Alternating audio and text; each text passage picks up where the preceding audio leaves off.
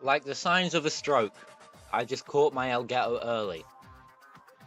So hopefully, it won't try fucking me over again with its, shitty fucking thing that it seems to have for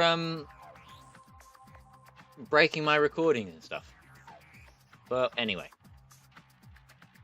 like I said last week, doing ice racing this week. I'm gonna drive the Peugeot because while I like this generation of Corolla, and I've already driven them again. While I like that Toyota generation, I just kind of like the Peugeot a little bit more. And maybe if I drive the Hyundai too much in rally events, I can be all like, well, I drove the Peugeot somewhere else, so I don't have to feel bad about it. You know? Anyway, it doesn't have the livery, the Peugeot livery that I really like, which is the white one that just has the great big blue Peugeot logo splattered all over it. If you know that one, the 1999 one I really like. This game, chances are, won't have that. I think the only game that does have it is like Mobile One Rally Championship and Colin McRae 2.0. So, I'm going to be picky about the particular 206 rally car that I drive when I eventually get around to driving a 206 rally car. Which, might not even be in any of the Evolution Studios games. Because I have all the cars I'm going to drive in those games pretty much plotted out.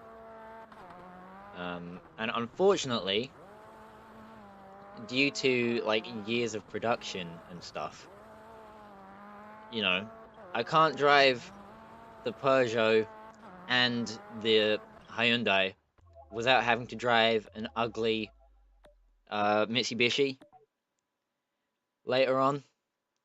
Because if you don't know about the old the early 2000s Mitsubishi Lancer Evos in World Rallying, in 2001 they used the Evo 6 and everything was good. In 2002, they used the Evo 7 and everything was good. And I'm pretty sure they used the Evo 7 in 2003 as well. But then in 2004 they switched to the Evo 8, and instead of mounting the spoiler at the very back of the boot, they put it like a foot inwards, so that you have like the back window of the car, then the spoiler, and then the flat of the top of the boot, and it just looks really weird, especially because the spoiler design they use is also pretty ugly. And that's the whole reason why I might have to skimp on driving the 206 to drive the Hyundai and a pretty Mitsubishi. But then I don't know what I'm going to do later, because I kind of don't want to drive... Well, I definitely don't want to drive the Peugeot that replaced the 206, because that thing is hideous. It's the one from, I can't quite remember its name, but it's the one from the first Dirt that has the glass roof. And I kind of don't want to drive the Citroen either, just because. And I already have plans to drive the Ford, although I might skip the Ford as well, because of how, often it shows up in a Colin McRae rally. But at the same time, I've already driven the Subaru, and I kind of don't want to drive the Subaru a second time. So I don't know what I'm going to do. What a conundrum. What a difficult situation to be in. Oh, it's so difficult. Playing games is hard. And planning ahead on games that I have just sitting on my shelf. I have WRC Rally Evolved now. I ordered a whole bunch of games online between when I recorded PGR and while I'm recording now. And they all came quite, they all turned up nicely. I've already driven the Peugeot.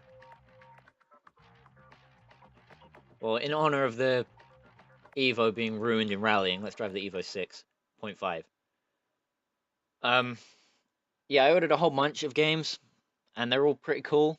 You know, I got MotoGP Ultimate Racing Technology 3 is one of them that I got that I've been pretty desperate to have for a few years now. Because a couple of years ago, I decided, because I've had MotoGP 3 on PC for since I was a little baby boy. I got a bit after MotoGP 2, which is why I prefer playing MotoGP 2, just because I've played more of it. But GP3 I wanted to play for the street stuff because it has loads of like city circuits, which are really cool. They kept doing the city circuits, and they took them out for MotoGP 8 to be replaced by the 125s and the 250s because they got a different. I think they got milestone to do MotoGP 08. Yeah, and the physics that THQ had. Well, I'm not sure who the developer was. I think Climax. Yeah, the physics that Climax had for that they used on MotoGP 1, 2, and 3 were really good.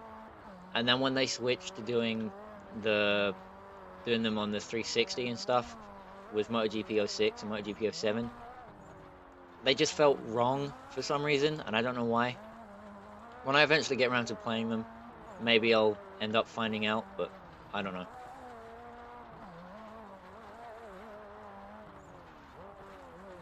Anyway, yeah. So years and years ago, well, not years and years ago, but a while ago, a couple of years, I went and I decided I wanted to play MotoGP Ultimate Racing Technology 3. I'm talking about, you know, obviously, I'm talking about the Climax THQ games, not the Namco ones. Although I've really started getting into the Namco ones recently, especially since I discovered that MotoGP 3 has a challenge track that's literally just Mount Akina from Initial D, the Initial D games, because that's the kind of fucking weeb meme or moron I am. Well, I think it's pretty cool, especially tackling the toge on a bike is something I'm really interested in. You know, so that's why I really want to get riding spirits and that kind of thing because they have mountain road circuits and that's cool. Shit. Although I'd better get good before I try tackling a mountain road on a bike because I can't even handle a mountain road in a car apparently.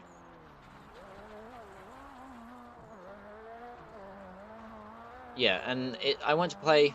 I've tried starting this sentence a bunch of times, just got distracted with saying different stuff. But I went to play it, and you know, I open the case, bam, disc's not in it, and I've been searching for that disc. Well, I searched for it for like a good couple of weeks, and it didn't show up. So I gave up my search, and I instead moved on. Well, I didn't quite move on, but I decided I wanted to get that game again. But you know, for some reason, it doesn't exist, or I couldn't find it at least in torrent form online. So I bought it for my original Xbox instead, because the THQ games were Xbox, PC, and Namco was PS2.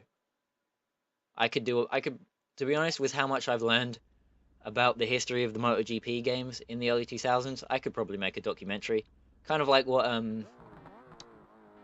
what's his face does for Midnight Club and Need for Speed and that kind of thing. Straight Up Hippo.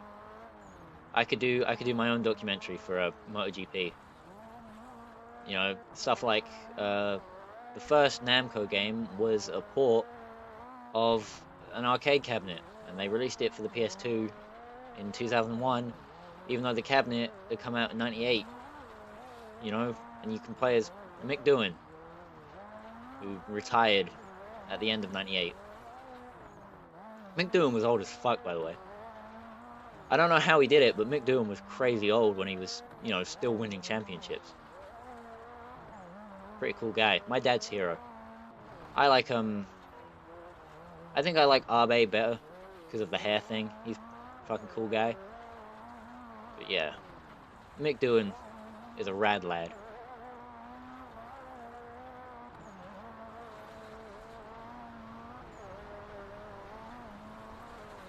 Also, Abe was still riding in the games that I played. You know, he was still riding in a MotoGP 2. Um, so I never really watched the actual races. When I was a baby boy, I just played the games. But I still knew Rossi was the fastest, and I wanted to be, I wanted to be him, you know, because he would win. He would win. Rossi won everything that I didn't, basically, until I turned up the difficulty a bit and events got harder. Uh, Good old days. Can't wait to play those games for the channel. That's gonna be cool. Trip down memory lane, ride in my old Kawasaki, and you know, experiment with some new bikes. Because I don't think I ever rode, you know, anything except the Yamaha, and the Yamaha M1 and the Kawasaki Ninja were my bikes of choice. The Kawasaki way more than the Yamaha. You know, I only switched to the Yamaha because I read Rossi's autobiography, and he was like talking about the Yamaha and stuff. So I decided to give that a try. But my game was set. My game was set in a year that Rossi was still on the Honda. Sorry, I've been drinking a little bit of Coke, so I had to sort of break that sentence up for little mini burps that I kept my mouth closed for. Kind of weird. Yeah, but I've never ridden the Ducati in that game. I'm pretty sure at all. Apart from playing as Toru Yukawa in when I unlocked, I think because you had to unlock him, so I might not have even have played as him, but I'm pretty sure I rode. I've been through a lot of the bikes on that game, just not all of them. So I could try experimenting with some new ones. I don't know. Glad this game doesn't do the Forza Horizon 3 thing, which I haven't actually played or got, but I know all about. Of making you go back to collect the checkpoint if you drive outside of it. There we go. Unlocked myself an Audi Quattro. Which there was a daily event on Dirt Rally recently about doing a hill climb. And the hill climb cars are actually really easy to drive, which I was surprised by. But there you go. There's still a few minutes. I think there's enough time for me to do a crossover. Let's celebrate the last good year of the Mitsubishi, and I'll just drive another Mitsubishi in this episode. Because why not? You know, I need to give my Hyundai a little break because there's a lot of rally events coming up in the next episode. So I'm gonna cut it a little bit of slack for the crossover event before I drive the fucking shit out of it. Try and unlock some of the paint schemes. By the way, I tried looking up how to unlock those special paint schemes in a PGR1, and I can't quite remember what it said to do. It's got something to do with collecting all the gold medals, I think in arcade mode. So that's gonna be fucking impossible. So I can just give up on ever being able to do that. Also, this thing feels like it doesn't handle quite as good as my my Hyundai does. Peculiar. Also, this track is apparently fucking a million miles long. So maybe it wasn't a good idea to try tacking this on to the end of an episode. I thought it was going to be a tiny little crossover event. I didn't realize it was going to be like this. Oh well. At least I only have to do one round, so I won't overrun from what I'm aiming to get episode length-wise too much. Actually, yes, I will, because I have to go around on both sides of the track. Ugh, this is terrible.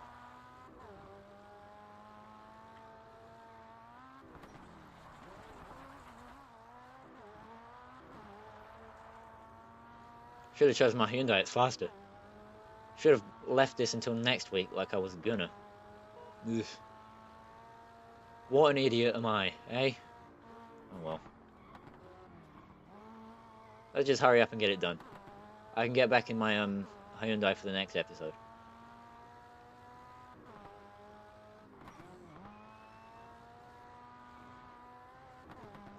Doop-de-doo. Going quiet because I'm trying to go fast, but it's not really working. I don't know what it is. I don't know why this Mitsubishi feels so slow, but it does. Kind of weird, actually. I'm not sure I'm liking it too much. The might just be because I was driving a hill climb car just a second ago, and those are fucking ridiculous. So, you know, going back to a regular rally spec, you know, where it's much less upgraded and tuned and stuff. I think that's the difference. Actually, I've come up with a sneaky bobiki kind of idea here. So that was my qualifying run, all right? And then next week, you can come back and you can see me race against Sirius. Also, looking at these rivals, I haven't got a clue who anyone is.